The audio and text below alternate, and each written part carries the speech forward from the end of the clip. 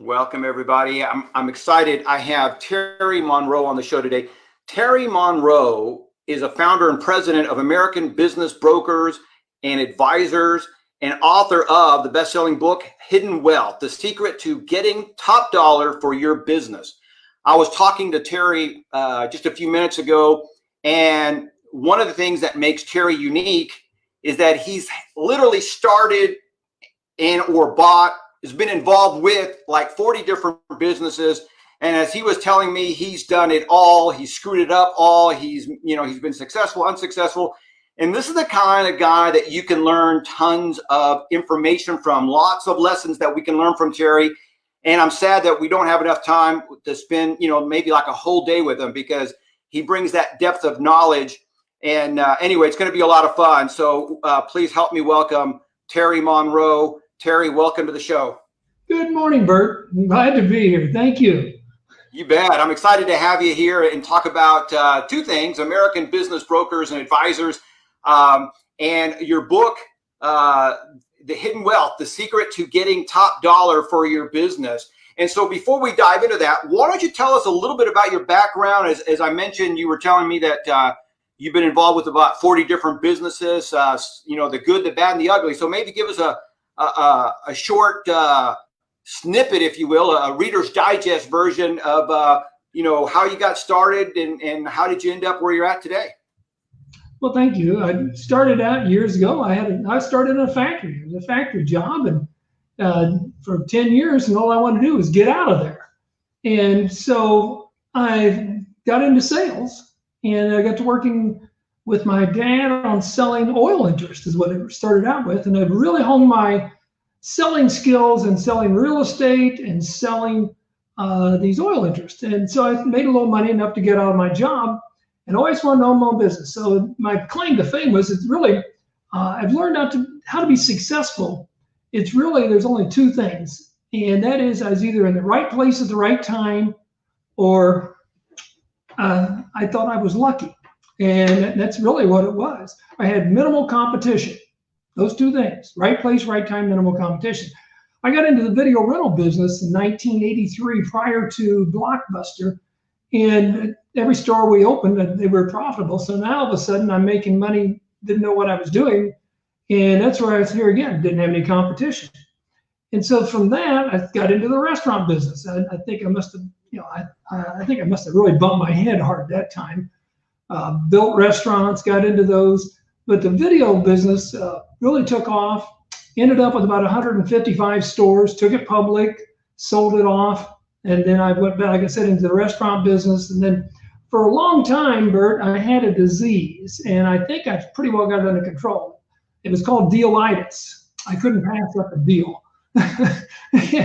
If these people weren't going to buy this business, crap, I'd buy it, So I ended up with radio stations, television stations, motels, gas stations, liquor stores, even a ladies' clothing store. I mean, I had the disease bad. Yeah. And then I discovered, and this is where the ego part comes in. After a while, I discovered I'm really not a very good operator. I thought I was. But what I was really good at was finding opportunities, being creative on how to structure them, and so that buyers and sellers can come together and taking it to the next level. So then I thought, now I didn't even know there was such thing as a business broker. Never heard of it. And then when I discovered that, I immersed myself into it. And what I really got good at was helping these people and that's where the book came in, because what people don't realize that there is a process to this. And I wrote the book to help people, because if I can get them, if they're even thinking about 12 to 24 months before they sell, if I can get a hold of them then and educate them, it's an educational process, then they can learn that there is a process. They can get their company ready to go in their business, and they can sell it on top. I've got jillions of stories about things that I've done that I've screwed them up. How I worked with that one deal. I had Arthur Anderson come in to do our books, and I had the books that screwed up. It took $400,000 just to fix the books. So that was a very expensive tuition. Since then, I know accounting very well. And I'm not going to tell you how much I spent to get my law degree, but it just goes on and on and on, and you can't get this stuff up. But my heart goes out for these people that, especially now, I'm a baby boomer, and with baby boomers and this pandemics came upon people, and people have significant life impacting events. I call it the Dismal Ds: death, disease, divorce, partnership dissolution, disruption of the business, and they don't know what to do. And there's no guidebook. That's why I wrote it. There was no guidebook out there to really give them an idea. As I always say, who are you going to call? Ghostbusters? I mean, they don't know. They're in trouble. And so that's what the whole purpose is. And so now that you're right, I just have a blast talking about this stuff and helping people to show them what to do and what not to do. And I've got case studies. People have left millions and millions of dollars on the table because they didn't start soon enough and didn't know what they were doing, and they were just in a big hurry. Happened just recently. Sure. Well, you know, it's amazing. As you said, it happens. It happens quite often. Because we are in a hurry, we're not prepared. Whatever the pressure that we're experiencing, whether real or in our heads, we all leave money on the table, right? We don't take the time to do the deal as good as we can do it. And one of the things that's interesting to me in your book, you talk about understanding why you're selling your business. Yes. And you know what's interesting is most people will look at you. Well, I'm selling the business because I want to retire or I want the money or whatever. And this is so important because one of the things that came to mind is that I had a family member who was offered, I think, like $12 or $15 million for his business, and I kept asking him exactly that question. Why do you want to sell? And he couldn't answer. He couldn't articulate why he wanted to sell. And I said, are you going to go traveling? Are you going to go into another business? And he says, I don't think so. I think I'm just going to take the money and hang out. I said, if you don't know why you're selling, you're not going to sell. And essentially that's what happened. And so he ended up not selling, and he kept the business because, for a lot of us, especially here, I think in America or in Western culture, we validate our existence a lot through our business. And it's very common to say, hey, Terry, what do you do? Well, I do this. Bert, what do you do? I do this. This is who I am. I'm a business broker, or I'm an entrepreneur, or I'm a dentist, or a ditch digger, or whatever. And, without a job or without a business, a big chunk of our identity is eliminated. It's one of the big reasons people don't sell. I talk about the rule of 72, and people in finance know what that is. But generally, and I'm generalizing here, if a man is still in business at the age of 72, he will die with the business. Interesting. Because the business has become his identity. He's Sure. the gas station guy. He's the pizza guy. He's the computer guy. And I've actually had guys tell me, they admit it. So, well, I can't sell this. It's my identity. I'm the propane guy. It's unbelievable. But back to your first point, that's the first thing I start out with if somebody talks to me about selling. Why? Why are you wanting to do this? I mean, if you don't have a good why, you can't go into this being half pregnant. You can't be saying, well, if somebody's going to give me the right amount of money. No. And I talked about that in the book. Maybe you say, well, I'm going to travel. Okay, take off for 30 days and get a taste of this. If you want to be in Florida and fish for 30 days, try it. And that's sort of a mini vacation. This is going to be a taste of what your retirement's going to look like. A lot of people, a guy told me the other day, he said, with this pandemic thing, he said, you're getting a taste of what retirement's like. And I said, well, I don't think I like that. I want to get back to work. But you're right, Bert. You got to know what you're doing and if you want to do this or not. Without a why, it just doesn't happen. Yeah, you know what? And it's such a simple thing, and that's almost the same kind of question you want to ask when you're starting a business. Why? Well, because I want to help people do this or that, right? And if you cannot articulate a clear why for whatever you're doing, whether it's losing weight, gaining weight, getting married, whatever, it doesn't work, or it might work short term, but it's going to be very dissatisfying very quickly because. Again, it's such a simple thing, but without a strong why, it just doesn't make sense to do anything. Right. You got to have the desire. If you don't have the desire, then it'll never happen. So that's the first thing. And then you just work the process from there. but they generally don't have a clue. They just get all excited and say, okay, like I said, I really feel bad the ones that had the significant life impacting events, which we all do. But there is a process to this. I've got guys that, one guy called me, and it was a large business. It was a $70 million business. And he said, it took me a year just to get his books and records in order. And after that, he said, well, I don't know if I want to sell. He said, you've got me making so much money now, I don't think I want to sell the place. But we ended up selling it. But they're so busy being operators, running the business as what they should be doing. They don't know there's a process. You do this, this, and this, and this. And then the final outcome is then you go out the door. Yeah. Well, you know what? And I think that back to, looking at your story, for example, it is a lot of fun being, for lack of better terms, a serial entrepreneur and knowing whether you're a good operator or not. And even if you are a good operator, is that going to be the best use of your time? Because when you look at, let's say somebody like a Mark Cuban who operates or is involved in whatever it is, 30, 40 different businesses, he's not in there operating them. He's in there, helping, he's strategizing, he's giving advice. The same thing with Warren Buffett. I mean, if you look at all the businesses that Warren Buffett has bought, the first thing he does is he says, or one of the criteria, I should say, for buying a business is that it does have good operators, good management in place. And, Yes. We were at a shareholders meeting with Warren Buffett, and he talked about not only am I looking for a good operators in place, but what is the strategy for succession? Because you might have somebody who's awesome at running the business, and he might be 50 or 60 years old, or she might be 50 or 60 years old, and they may be getting ready to retire. They may be getting ready, or somebody passes away unexpectedly. So the backup plan. And so I think that if it's in your blood, it's a lot of fun being involved in business. But again, it depends on what you really enjoy. Do you want to be in your business, or do you want to work on your business? It's completely different strategies. And one of the things I love about kind of what you're doing as a business broker is that you get to kind of sample all these different businesses and help them. I mean, it's very rewarding to be able to, look at somebody's business and tweak it just a little bit. Yeah. And have to get some really, massive results. So I think that as a business broker, you get the best of both worlds.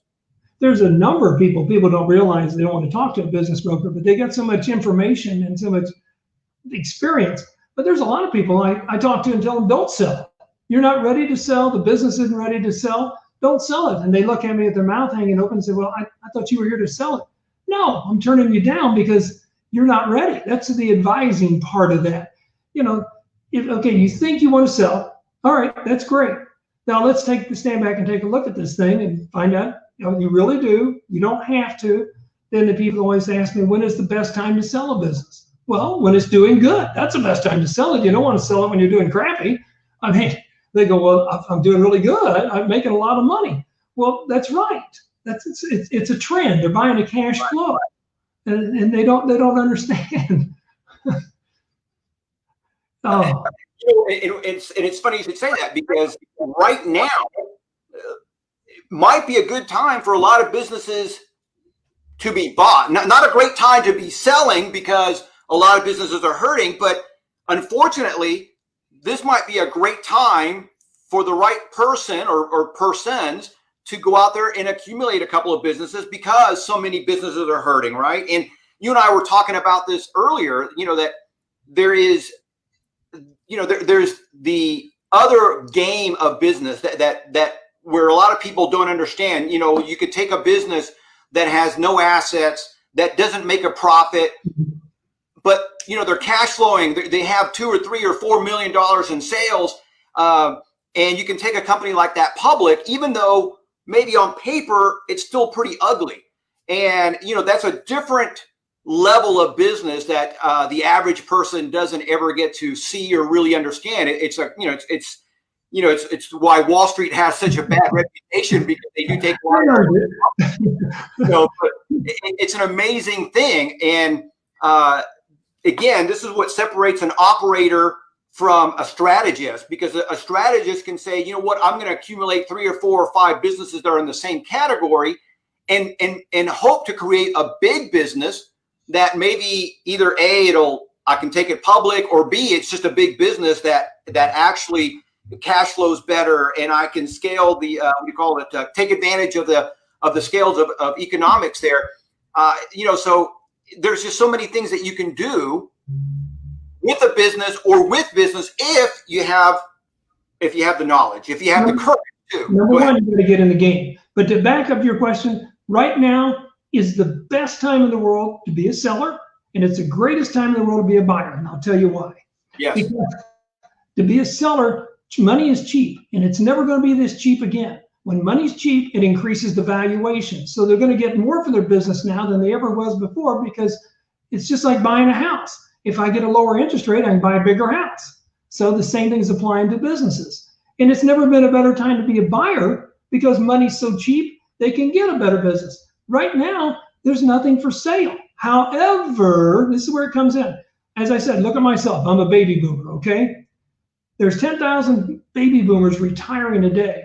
And I was concerned about this. There were so many of them that were retiring, that were getting out of business. I was afraid there weren't going to be enough buyers to buy all these businesses. So we got 2 situations going on here. Number one, baby boomers want to get out. They don't plan. They decide they want to get out. This is their retirement.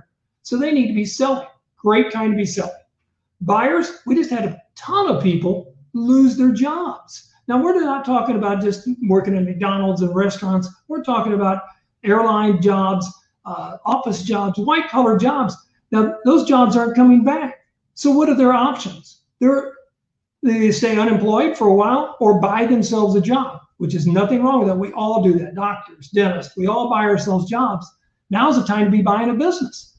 And to your point, Bert, you're exactly right.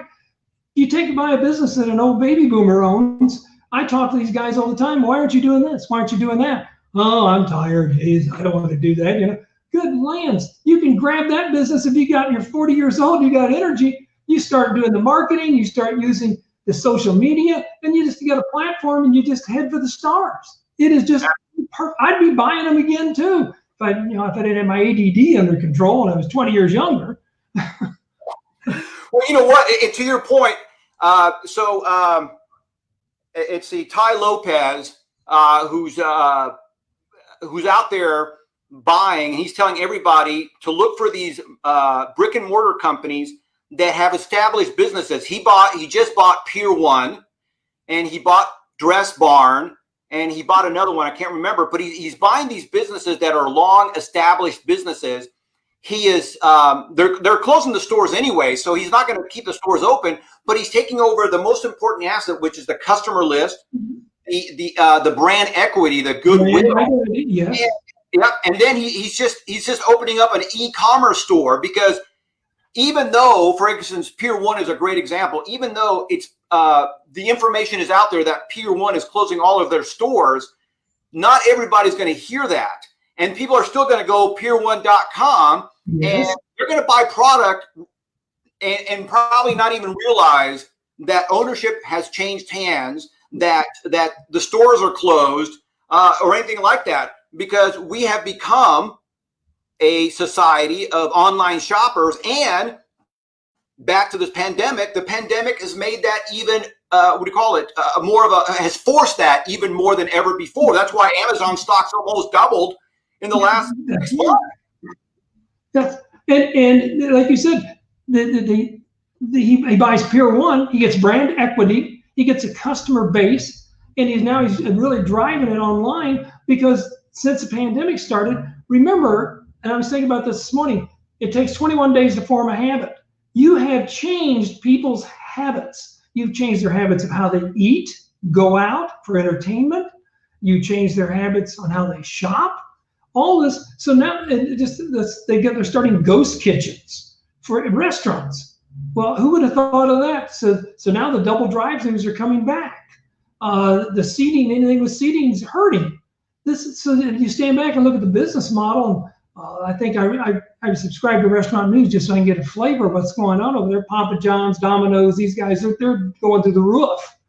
But now is a perfect time to be getting into business, because The whole model has shifted. And you can take, just like you said, Bert, an older concept and take it to the next level. So let me ask you this, because I bet you get this question all the time. And you and I talked about this before the show started. Is it better to start a business or is it better to buy a business? Give me your thoughts. Definitely better to buy a business. I've done both, because when you start them, even if I put it in 3 different layers. Number one is the entrepreneur that starts. It's one of the hardest things in the world you ever do, start a business, because you're making it up as you go. And I'm talking about even your bookkeeping, your marketing, and you got a concept that you think will work, and it may, but everything takes twice as long as it should. That's one concept. Second concept, if you want to be a miniature entrepreneur, a mini entrepreneur, you buy a franchise. Okay? Franchise, they've got a proven product, a proven concept, and basically if you don't monkey with the secret sauce, it'll work. If you follow, I've owned 10 different franchises, and I used to be a franchisor, so I understand that concept too. And then the third thing is to buy an up and running business. And almost all of these have got something that they've really gotten tired. The owners, they've gotten just lazy, and they don't really do much of anything. So they're just riding that horse. And you can slide in and let them slide out and take off and go to the next level. But the day you buy a business, as I mentioned earlier when we was talking, you got cash flow. I started an Arby's restaurant. For 5 years, I lost money. It was almost sucked me dry. And then finally started making money. It was a great concept, bad location, wrong place. So yes, buy a business. That's that tuition again. We talk about paying tuition. Yeah. So you bought an Arby's franchise and it was a bad location, and that's why it took 5 years, as opposed to if it would have been in a good location, it would have taken how long to make a profit? I've been making a profit day one because I would have ran my pro forma. I knew if Bert owned the business and Bert was paying himself $100,000 a year, then I know that 100's mine already going in. Sure. Yeah. So, and that's true. Yeah, you're right. Yeah. So you took over an existing Arby's? No, I did both. I built one from scratch, and it was took 5 years to make money. And then I bought one, and we made money the first month. So, little note to self what to do here. Buy a profitable business. Avoid the headache. Well, you know what? And here's, again, there's always a little, exception to that rule. If you're starting, let's say, something that's new, you have no choice. I mean, if you're Steve Jobs, you're not going to be able to buy an Apple computer company because it didn't exist. But other than that, I agree with you. It's always better to buy a business because it's cash flowing immediately. You're going to save yourself a lot of headaches. And if you're lucky enough to be able to say, hey, I know how to expand this business. These guys have no online presence, as an example. Yeah. Or these guys have, I remember years ago, when I say years ago, 20 years ago, I helped a client take over a chain of health clubs, and they were spending like $50,000 a month on a newsletter. And it's like, that was one of the first things that we said, hey, if we cut that newsletter out, because barely anybody was reading it, but they still were putting it out there. If we cut out just that alone, it'll almost pay, it'll cover, X amount of expenses. And so we found, I think by the time we took over it was like 4 or 5, maybe 6, units. We had found enough cost saving that it would pay for itself. And so the client bought it. He was happy. We initiated these cost saving measures, and it was making profit, I think, within 3 months, which is awesome. Business owners get lackadaisical. They do. And you hear it all the time. Well, why are you doing it? Because that's the way we've always done it. Dumbest answer in the world. Yeah. And so even when I come in from the outside, I'm like you, I'm scrutinizing the P&Ls. Why are we doing this? Why are we doing this? Well, I don't know. What do you mean you don't know? It's your business. This is your livelihood. What are so many of them that have bad financials and I was guilty of this in the beginning. I first business I ever started, I was making money and didn't know it. I had to ask my attorney, hey, what's this say here? He said, my God, you're making more money than I can believe. I said, show me. I didn't have any idea. But you got to learn this. You can't make these stories up. Well, and I can just see your attorney going, well, you're making a lot of money. I got to increase my rates. Yeah, he bought into the business. He bought a piece of the business. He became a partner after that because I didn't have a clue. I just knew what I was doing. I was an operator. Right. And, well, you know what? And that brings up kind of a very valid point. Sometimes giving away a little bit of equity and getting somebody in that is proficient in an area that you're not, somebody that you trust, man, that almost becomes priceless to me. I'd rather give away, a bunch of equity and have a team versus, keeping it all myself and not know what I'm doing and just driving myself crazy. There's plenty of money there for everybody. The only caveat I want to give to them, I've wrote articles about this, is if you're going to have partners, make sure you get a buy-sell agreement. Because when we become partners, I don't care, especially if it's relatives, friends, everybody's having a love fest when you first become partners. And then it's somebody didn't pull in their weight or somebody gets tired. I've always said, if Bert and I go in business together and we need a buy-sell agreement because something happens to Bert, I didn't go in business with his wife. I went in business with Bert. Same thing with myself. So you got to make sure that you can get rid of me and take over this deal. But that's my only caveat to that. But you're exactly right. There's so many other people that are educated in different areas of this. One may be really good at marketing. Maybe one's good at social media. Another one's good at sales. And it's all sales. Definitely. Yeah. Sales. Absolutely. It is all sales and marketing. I mean, to me, a great example of that is Microsoft. For years, people would tell you, and we've all experienced, let's say Internet Explorer, there's a lot of Microsoft products that are not very good, but because they were so good at their marketing, they were so good at selling that you couldn't get away from Microsoft, and they dominated. I think at one point, somebody said they had like 95% share of the market. How are you going to compete with that? And, and so there's a lot of techies out there that would tell you Linux is better. Who? What's a Linux? And so, Linux finally, eating away a little bit. I mean, they might have 5 or 10% of the market, and some really very techie people will tell you that Linux is still better. It's a more stable platform. I'm already asleep. I can't hear what you're saying. Microsoft still has, 90% of the market or 85% of the market. And I remember, again, this is many years ago, I was reading something in, I think it was Forbes or maybe the Wall Street Journal where Microsoft had literally billions and billions of dollars in cash. And there was a whole department dedicated to getting a 2% return on that cash, which 2% is nothing, but when you have billions of it, it's incredibly good. And they had exceeded, they had become like the 9th biggest economy in the world because they had so much cash flow. And of course, that's an extreme example, but bottom line, everything is marketing and sales, period. It's all top line. If I would call my stores, like I said, I was running 150 stores. If I called you and you as a manager, I'd ask you what your sales was. And if you didn't know it, there was something wrong, because without the sales, the rest of it didn't make any difference, because I can only cut my expenses so much. I got my hard costs and I cut the expenses to a certain point. After that, I got to have sales. And there's no limit to what I can do on sales. So that's my number one priority: sales, sales, sales. Absolutely, because you can, even if you cut, which you can't do, even if you cut your cost to zero, you still, you're not going to grow your company that way. You're not going to scale because you have no cost. It's going to be all marketing.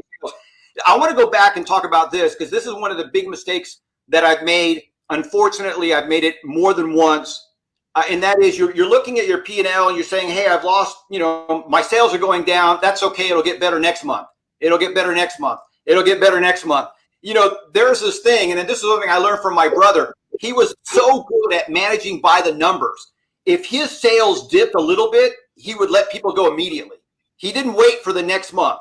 He would let people go immediately and then hire back next month or whatever. But he was really good at keeping those numbers forefront.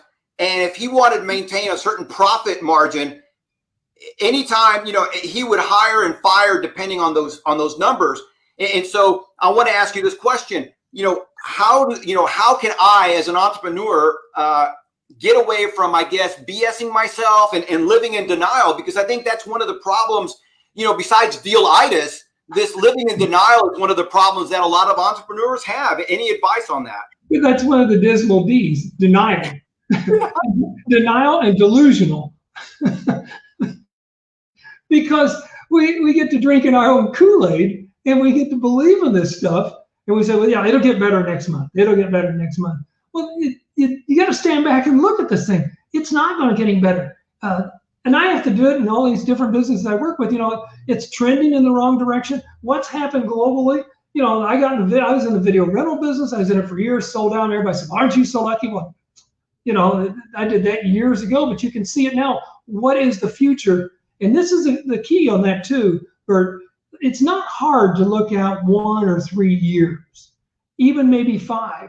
But if you can put out 10 years and then work your way backwards, it makes a lot of sense. Then that's what the Warren Buffetts of the world, the people that are ultra successful, have a long horizon and they plan on staying in this for a long time. So we just been hit with the pandemic. Model has changed.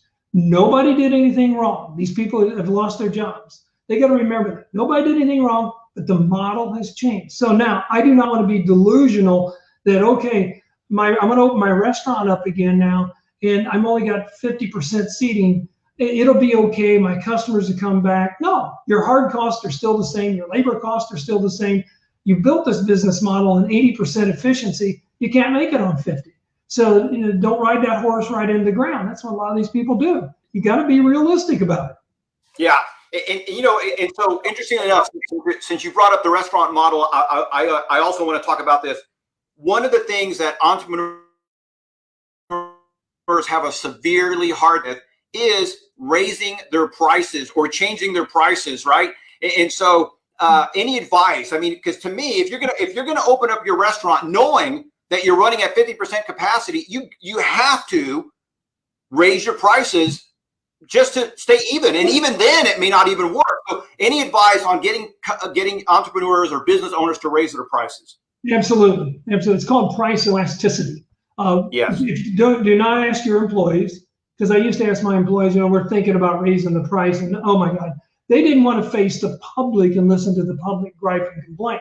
So whenever I'd raise my prices, then I would call one of my stores and I'd say, or they'd call in, they'd say, well, everybody's complaining you raised the prices.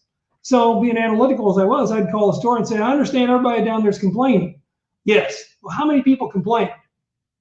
3. Let me see. We serviced 222 customers yesterday and 3 of them complained. So that's everybody? Is that what you're telling me? So if you run by the numbers on that.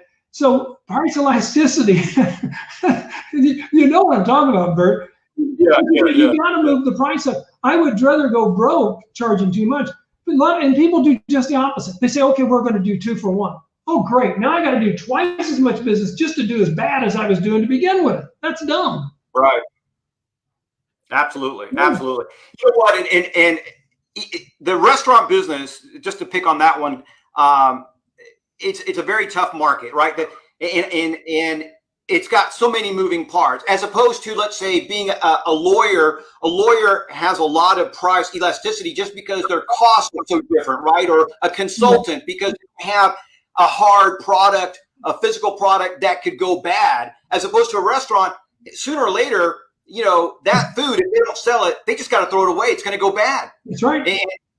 And so depending on what business you're in, if you have physical products that can expire, you're in a different business than somebody who is, let's say, selling books or selling some physical product that doesn't expire. So, but I love what you're saying. I'd rather go broke charging too much than go broke not charging enough, because it's the same thing. I just, maybe by charging too much, you'll last longer. You will. Service business, we got 2 different categories. Like you said, we got the service business and you got your hard cost too. That's when the price elasticity comes in, when you start raising your price, because as long as you're creating value in the service business, you can do that. You can raise your price, as you should, because you create more value. If you're in the manufacturing business, which is what the restaurant business really is, I didn't realize that when I got in the restaurant business. I was used to being in just, getting a product ready, put it on the shelf, ran it, here we go. And then I realized the restaurant business, I had 30 some restaurants. I'm in the manufacturing business. Now I'm worried about food poisoning on the back. And now not only do I have to be nice to the customer on the front end, I got to make sure it's done right in the back end. But and your point, if I'm in manufacturing on the food, it's going to spoil and go bad. And so I got to try to estimate what I'm going to sell. I got another people who manufacture furniture. I talked to them. So they're getting all these orders and they're not selling it and they're putting it into the warehouse. Well, we don't make any money in the warehouse. So you've got to get the money out of your pro forma. You know what your food, paper, weight, what all that stuff cost is. Yeah, it's amazing. And this is where somebody, a consultant advisor, can come in and really help you. And so if you're listening to this and you're afraid of raising your prices, I'm telling you, it's not going to be as bad as you think it is. It's a lot of it is in our head. And I like the point that you brought up. You cannot listen to your employees. They're trying to make their job as easy as possible. Yes. Sometimes you have to fire a couple of employees because they're not getting on board with the program. Your company is only as good as its ability to make a profit. And if you're afraid to raise your prices in order to stay in business, then you're going to go out of business and your employees are going to leave you anyway. So look, just raise your prices. I guarantee you it's not as bad as you think. No, it isn't. And that sounds sort of heartless or brazen what I'm saying. The employees are employees for a reason. And they do a good job and they create value in their category. You're the owner, you're the entrepreneur. I always wanted to own my own business. Always did, So I got in business and, I'm the man. I'm making money. I think I'm pretty doggone smart as long as everything's going good. And then when things went bad, I looked behind me. Well, there's nobody back there. Okay, big guy, what are you going to do now? The employees have options. They can go find another job. As an owner, you don't. And you got to remember that they're dependent on you for their income, but they've got more options than you do. You are stuck. So you got to make it work. Absolutely. And to your point there, employees, if all of a sudden they get a better offer from somebody else, 90% of them are gone. It's just like, you're going to pay me more money for the same work? Bert, see you later. Love you. Bye. It's been real. It's been fun, but it hasn't been real fun. I'm going down the street. And so that's okay. God bless him. I'm happy for him. Absolutely. But don't tell me how to run my business because the buck does stop here. I have a motto that I live by and I have for years. If it is to be, it is up to me. Nobody else. That's it. I got to make it happen. That's it. I love it. We're going to end on that note. Terry, it's been a blast having you on the show. I want to put this up here one more time. If people want to get a hold of you or the book, they can go terrymonroe.com. The book, Hidden Wealth, The Secret to Getting Top Dollar for Your Business. I'm also going to put a link in the show notes so you guys can just click there as well. And Terry, it's been a blast having you on the show. I'd love to bring you back and talk more about business. Bert, thank you. I just enjoyed it. It has really been fun. And you are a great host to talk to. Thank you so much. You bet. Everybody, thank you so much. Please share this episode with everyone you know. Smash the like button, subscribe, and let's help as many people as we can by sharing this episode. So thank you so much. Thank you.